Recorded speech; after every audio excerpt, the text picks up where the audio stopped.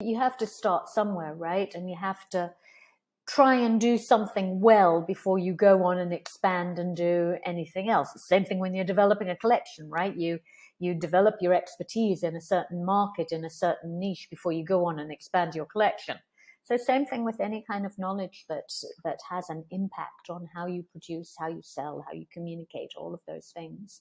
And so I think brands, as well as individuals, they have to understand their own value system.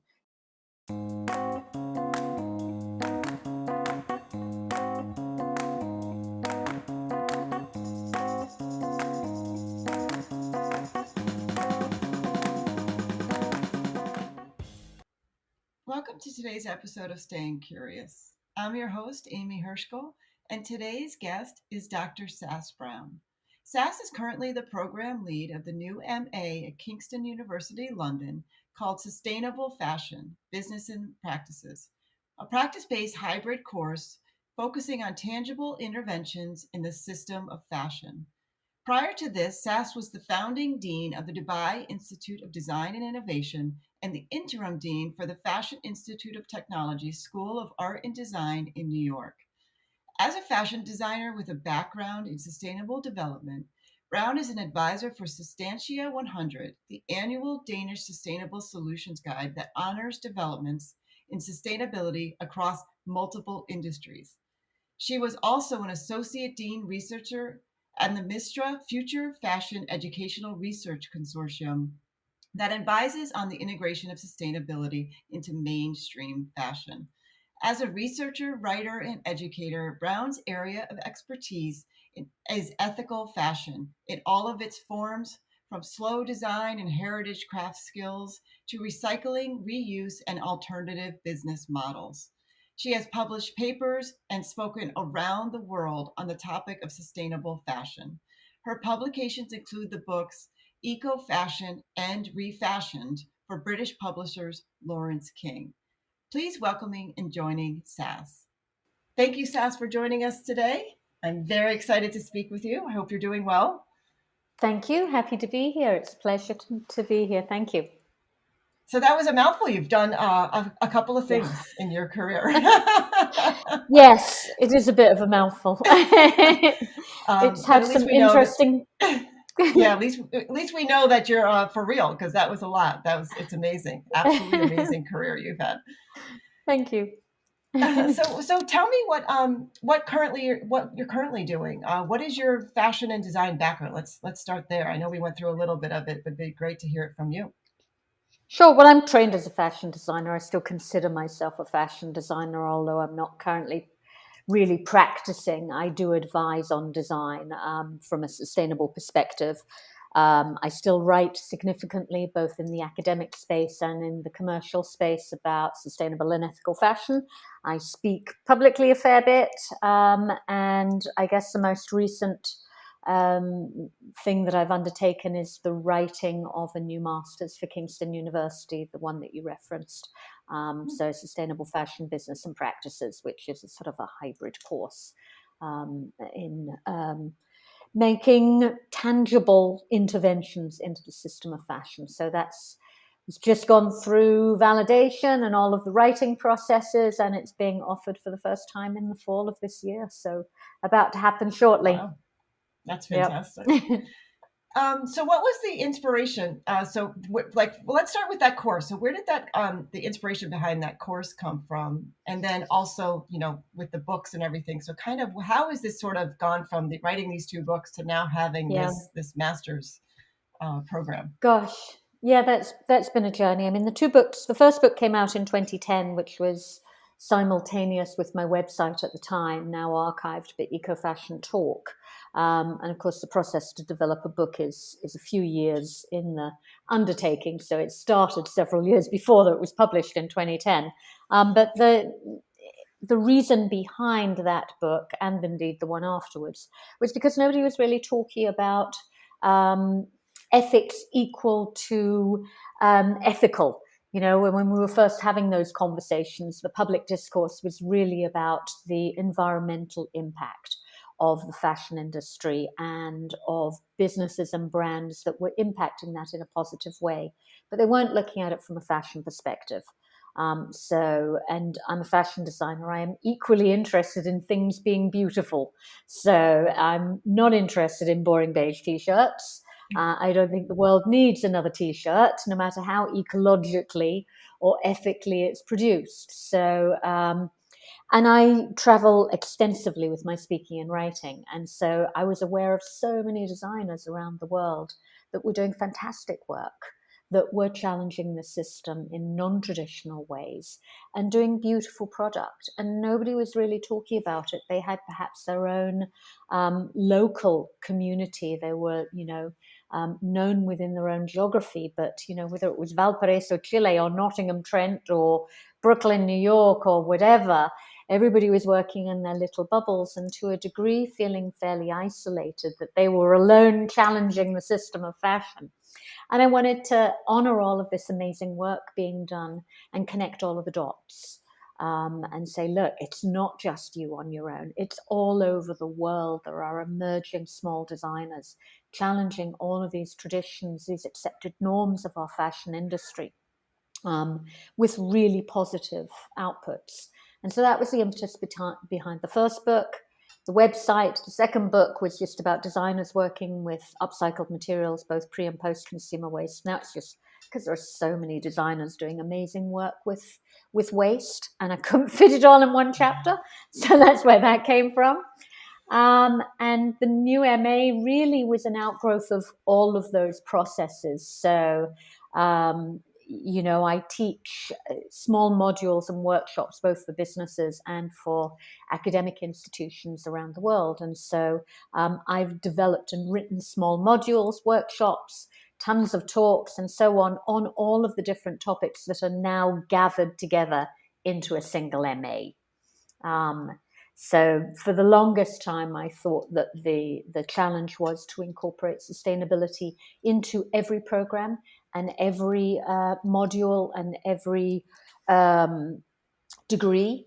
But I actually think that over the years, I've realized there's just way too much information when it's an add-on into an existing course. So ultimately, I felt it needed its own program. And there are other sustainable programs around, but mine is not about producing product. It's about finding ways to intervene in the system of fashion with tangible outcomes. So it's not about producing more clothes. So obviously you're educating smaller brands, you're educating up and coming designers. Excuse me. But talk a little bit about how you're bringing this to the forefront of the fashion industry for established brands. Sure. I mean, part of what I do is I do also advise. So it's not just emerging brands or small artisan communities, etc. It is also big international brands. So I have been hired to talk specifically to design houses, production, etc., about things like diversity and representation, inclusion, cultural appropriation. So many of the things included in the programs that I teach and I talk and I write about. So yes, I do advise large brands as well. And that's fabulous because, of course, the bigger the brand, the more opportunity you have to make a positive impact. Exactly. That does sound like, I've been doing a lot of conversations with people, having a lot of conversations with people about sustainability, and the larger brands need to sort of spearhead it. I keep hearing a lot about up and coming designers and smaller companies wanting to make a difference, but for consumers, the larger brands really need to absolutely take it seriously, because as a consumer you follow those brands. So let's talk about that. So you talked, we've spoken before, and you talk a lot about sustainability as this intersection of environmental and ethical, responsible fashion. Is a completely sustainable fashion brand even possible? No. The short answer to that question is no, because whatever we produce, no matter what it is, if we're talking about a light fixture, a building, a table, or a garment, it has an impact by default. We are utilizing resources, right? Raw materials. We are extracting them, we are processing them, we are producing them. And by default, that has an impact. So there is no nirvana here. And there are also a lot of competing values and issues. You can't, for example, support, let's say, a material culture that's in danger of being lost somewhere across the other side of the planet, and work locally, source locally, produce locally, and reduce your carbon footprint. Those two things are of equal value. One thing is not better than another, but they're not two things that you can simultaneously do or undertake, because they're diametrically opposed. So we have to choose where our own allegiances lie, our own values lie, to focus on those and to do the best that we can within that, because there is no nirvana. And we're all of us learning more all of the time about impacts, about responses, about, all of the things that we do. And so that's a journey. So it's not, ultimately there is an end product to this, or an end of, where we perhaps can produce something that has no impact. But no, we're a very, very long way away from that at the moment. So we have to choose what impacts we can live with, what we can minimize, and what we can eliminate. So no such thing. So are you finding that the predominant focus is mainly on the like a lot of it is environmental sustainability? Yep. Why is that the predominant focus over ethical responsibility? I mean, I know we hear about that a lot lately, and we're drawing a lot of attention to that, especially, when the transparency in the supply chain. But why has environmental sustainability always been more of the predominant focus? I think it's because it's aligned to the climate change movement, which of course is probably the single most important thing that we have to be aware of, to deal with, it's so huge. So I think partly because it is such an all-consuming topic in and of itself. Plus, I think people in the supply chain, for the most part, particularly for the bigger brands, they're so removed, right? They're not local for the most part. Production is done by other people somewhere else. So the whole out of sight, out of mind, right? So I think a combination of those two things. The focus is often on the environment. Plus, it's a much gnarlier, I won't say a much gnarlier issue, it's another critical problem, is people in the supply chain, because there are so many people whose hands are involved in the production of a garment, from those extracting the raw materials, to those processing them, to those making the garment, to shipping them, to selling them, to consuming them. So there are a multitude of people within that chain, that value chain. And so it's quite a complex issue in many ways. And the bigger the brand, the more complex it is, because they probably have multiple production facilities all over the world, many of them specialized in a particular part of the process, etc. So it's a complicated issue. So when you talk about this and you educate people, where do you where do you, if you, you said you can't have one holistic approach to sustainability, where would you like brands to focus if they can't focus on all of it? Well, I think ideally you do try and focus on all of it, but you have to start somewhere, right? And you have to try and do something well before you go on and expand and do anything else. Same thing when you're developing a collection, right? You develop your expertise in a certain market, in a certain niche, before you go on and expand your collection. So same thing with any kind of knowledge that has an impact on how you produce, how you sell, how you communicate, all of those things. And so I think brands, as well as individuals, they have to understand their own value system. What is the most important issue to you? Where do you feel you can make a difference, either as an individual or as a brand owner? Knowing that you can't possibly do everything. What is going to be the thing that you stand behind and do your best with, whether it's people, planet, whether it's saving on water, elimination of waste, etc. There are so many issues. So I think that's up for the individual brands or individuals themselves to decide. And it really should be diversified. Every brand should have their own particular value system, right? So we can't all focus on one thing. We've got too much to deal with.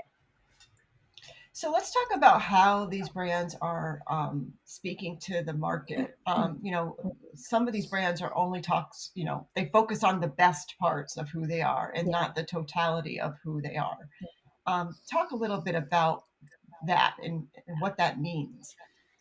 The best parts. That's a challenge. I think, we're at a stage where it's absolutely integral that brands and businesses are completely authentic and honest with their communication, knowing that there is no nirvana, knowing that there is no perfect, sustainable product or brand. It's just inauthentic to say, this is what we're doing. This is great. We're fabulous. We're fantastic. By default, that's how marketing and PR works, right? So of course you're going to focus on what you're doing and the change that you're affecting. But at the same time, there is a backstory to that. And I think it's really important that we are open and honest and authentic and saying, okay, we're doing all of this. We're really excited about it. It's really cool. We are having an impact. This is great. But we haven't got to that yet. Or we know that it has this other side to it or this other impact, because otherwise it's just not a full, honest, open conversation. And because, as I said, there is no perfect product or perfect brand here, I think if you only talk about what you're doing without recognizing and acknowledging that there's a lot else that you need to do, you want to do, or impacts of what you're already doing, then it's just not honest. And you're also setting yourself up to be shot down. I mean, the internet is a wonderful place. You can find out anything with a couple of keystrokes, right? So you say we are a sustainable brand, right there. You're open to someone saying, yeah, okay, so you do this, but what about this, or this?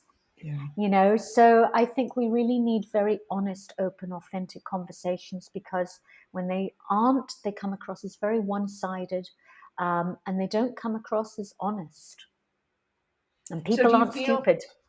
And do you think that brands aren't honest, or they hide behind the big headline, Sure. because they're afraid the consumer won't believe them? Or how do you feel that what do you think is the right way to kind of convey that message? Because I'm sure most of it is, well, we're going to put this out here. Nobody's going to really read it, the rest of it. Sure. I mean, one of the big challenges that I find in this space is brands talking about their certifications and their goals, whether it's being climate, whether it's being carbon neutral by a certain date, or paying a living wage within a certain timeline. So they put out lots of goals, but then they don't publish the reports or the follow-up on how they're doing.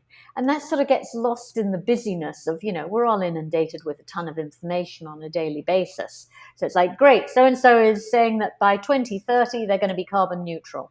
But then if you do spend the time, and of course, most people don't have the time or even the interest to sort of drill down to the small detail, but if you do, and you see that, it's carbon neutral by 2030 for all of our fully owned facilities. But wait a minute, most fashion brands don't own anything anymore. Their production is all contracted. So what does that actually mean? So, and then again, talking about certifications or annual reports or annual, evaluations of their sustainability, of their labor, etc., but then never publishing them. So the follow through on that information is highly problematic. So do you feel I think one of the best examples. Oh, sorry, no, I was just going to say one of the best examples. I was going to say one of the best examples, and it just jumped into my head, of course, is Fashion Revolution's Transparency Index, right? Where they rate about 250 brands every year on the transparency, not on what they say they're going to do, but what they actually publish. And that's really important. And it's every year, it's shocking to see what brands are on there. Brands that, put themselves out as sustainable and ethical and and do make lots of promises, but ultimately never publish the response or the result of those goals and aims that they have. And is that sort of what you hope for in the future? This idea that brands do the best they can, they work with one focus, but they're transparent about it. I They think don't hide. Yeah, they don't hide behind, you know, yeah, big headline. transparency is absolutely integral. I mean, how can you evaluate a corporation, a brand, a garment, whatever, without understanding the impacts behind it? So, and the challenge has been, of course, ever since the 80s or so, brands have divested themselves of their own manufacturing facilities, of, their own integration within the production, the supply chain of garments and of fibers, etc. So very little of it is owned by them. It's mostly contracted out, and on such a giant global scale that many of them really don't have a full knowledge of their own supply chains. With contractors subcontracting and sending to home workers, the enormous scale of the informal economy within the garment production industry, all of that is problematic to try and now rein in and say, well, let's have a look, right? So yes, I think that transparency is vital. I mean, even if you look at, to go back to Fashion Revolution, transparency is not their ultimate goal. Responsibility is their ultimate goal. But without transparency, you cannot hold a brand accountable because you have no idea what they're doing. So yes, I think transparency is a really important component to responsibility. And are you hopeful that brands are wanting to be transparent and responsible? Like, are you finding this is ultimately their goal for some brands? I think you have to be, first of all, optimistic. Otherwise, it's the same thing with climate change. You can't just say, okay, the end of the world's coming. I'm not doing anything. I can't make an impact. I'm giving up, right? That's not really an option. That doesn't solve anything. So I think you have to remain optimistic. There has been a lot of change. There is a lot more change that needs to happen. I think one of the significant changes that's happened over the last several years is that many people no longer see brands as separate entities. They have an expectation of brands having values, of having ethics, whereas before it was sort of, it's all fair. That's just business. It's not personal. But now the connection between who owns a brand and how they operate is much more tangible. So I think there's a much greater expectation by consumers as well as by brand owners that feel a responsibility that the businesses that they have,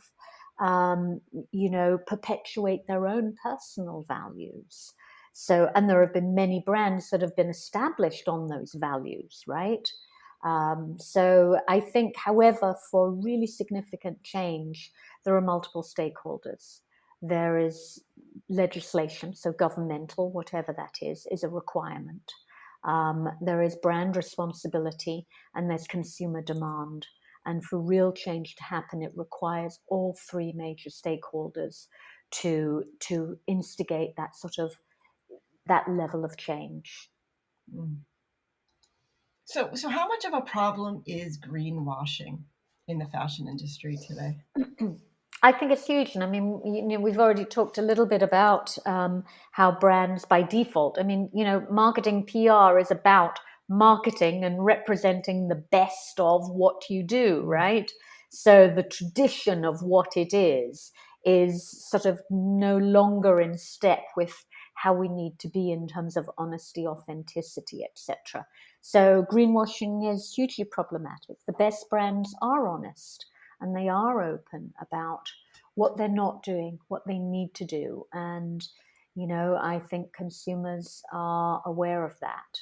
And so I think that it's a massive problem. But hopefully that continues to improve and get better. We are all advocates in our own right. Yeah, I mean, I think you said it perfectly. Like there's the consumer also has to demand change, even Yep. though I think the brands have to lead the change. But consumers are smart. I mean, they have access Yep. to a lot of things, and Sure. eventually you're going to get Brands, caught, basically. brands need to sell, At the Yep. same time, I don't think that we need to put all of that burden on the consumer. When the brands are the ones doing the wrong, Yep. Yep. So I think it's an equal responsibility. And of course, government and legislation are equal partners in that, and therein lies part of the challenge with legislation, and, advocacy and support from big companies. So, the whole thing is a challenge, and that's why it requires all three stakeholders, I think. Agree. So, can you give me two of the biggest challenges that brands need to overcome to become more sustainable, ethical, better brands? I think one of the biggest ones, and this is perhaps the gnarliest, is decoupling growth from how we value success. Mm. The concept of exponential growth, that how we evaluate the success of a brand or a designer is how much they proliferate their product around the planet, how much they produce, how many stores they sell to, how many consumers buy their product, how much product they make. None of which is sustainable. There's the entire concept of exponential growth on a finite planet.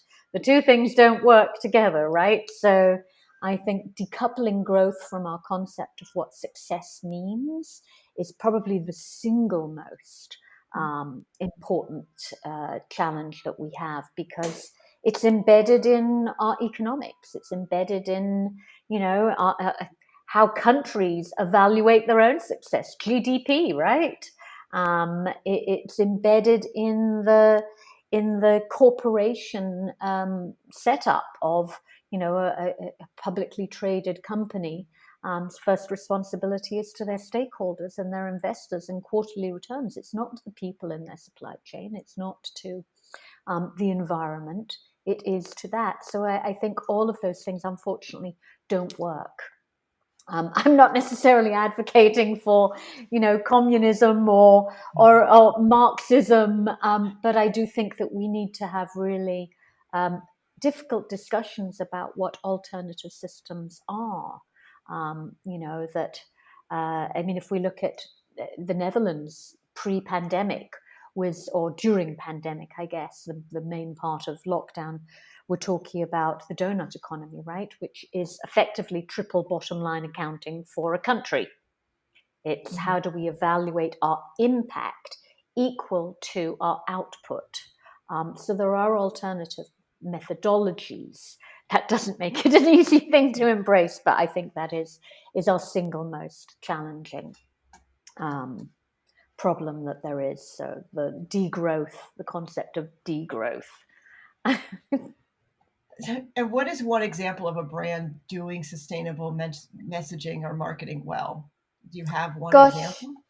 I think there are so many. I mean, when I started the book, when I wrote the books, and when I launched the website, the whole point was to honor and share the work that was being done around the world by great brands and great designers. So, I mean, I could say smaller brands like, say, Zazie Vintage, which works with the Ethical Fashion Initiative in Uzbekistan, and in various other locations around the world, works with Vintage Suzani and makes fantastic coats. Or somewhere like the IOU project, who work with hand weavers and hand loomers in Madras, but also has a very, very flat, I guess I can't say a flat hierarchy, because the whole point of a hierarchy is it's not flat, right?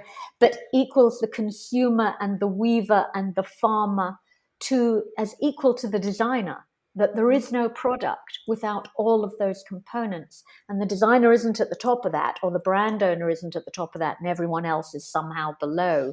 But that, there wouldn't be a product if there wasn't a consumer or the farmer and all of those things. So telling those stories and honoring the provenance of the part that they have played in the product development as equal to everyone else, whether they're selling, whether they're producing, whatever. And I think that's a really admirable way of doing business. I agree. I mean, I think you said it would the consumer being part of that whole process, so everybody has an equal part in the supply chain, so it doesn't feel like this incredible hierarchy. Absolutely. Would be a great change. So what are some of the exciting innovations you're seeing on the horizon in the world of eco fashion? I think when we're talking about innovation, particularly, we're probably talking about technology, right? So biofabrication is way up there. I think that's super interesting. Biofabricate, the annual conference that Suzanne Lee organizes, that showcases what's happening in the world of biofabrication, whether it's growing leather or mycelium or all of the things we're beginning to see now in the commercial space have obviously been under development for many years. So, we're now seeing mycelium leather at a commercial level, pineapple leather, Pinatex, synthetic leather substitutes. I keep defaulting to leather because obviously there's a lot of change and shift in that. But another focus would be recycling and building our recycling capabilities of mixed fibers, which traditionally has been hugely problematic. Yes, we can recycle 100% polyester, although we don't for the most part. We recycle plastic bottles, not polyester fiber or fabric. It can be done, but we don't. For the most part, or recycling natural materials, cotton, silks, etc. Again, can be done. Wool is done much more commonly and has been for a long time in Prato in Italy. So I think the scaling up of recycling technologies and capabilities so that what we know can be done is actually done at scale, I think is another major space that is super exciting as that's changing. And there are lots of developments in separating those, Franken fabrics of multi-fiber fabrics, which previously we haven't been able to separate. So we haven't been able to recycle cotton, polyester, Lycra, for example. So the developments in that space are also really, really exciting. That's wonderful. Well, Sass, this has been a super enlightening conversation. I think our audience is going to has enjoyed all of this insight. Makes me want to go out and take your master's program. I wish you would. Don't be alarmed if you see my name sign up for your course. Is it virtual or do I have to live in London? Well, it helps if you're in London, but I have to say we have like some of the most amazing speakers that will all be virtual. So, because I'm cherry picking from my contacts around the world who have been uber supportive. That's wonderful. Well, I'll have to look into that. So thank you so much for your time today. And for anyone on watching is interested in connecting with Sass, she is on social media, Facebook, Twitter, under Sass Brown. You can look for her. It's been a pleasure. I'm so honored to have you speak with us today. Thank and you. I'm looking forward to more conversations with you in the future as our two worlds align with the future of fashion. So I want to thank you all for tuning in. Please continue to stay curious and remember to like and subscribe to our social media pages to be notified when we have new episodes. Have a great day. Thank you. It was my pleasure. Be well. Bye-bye.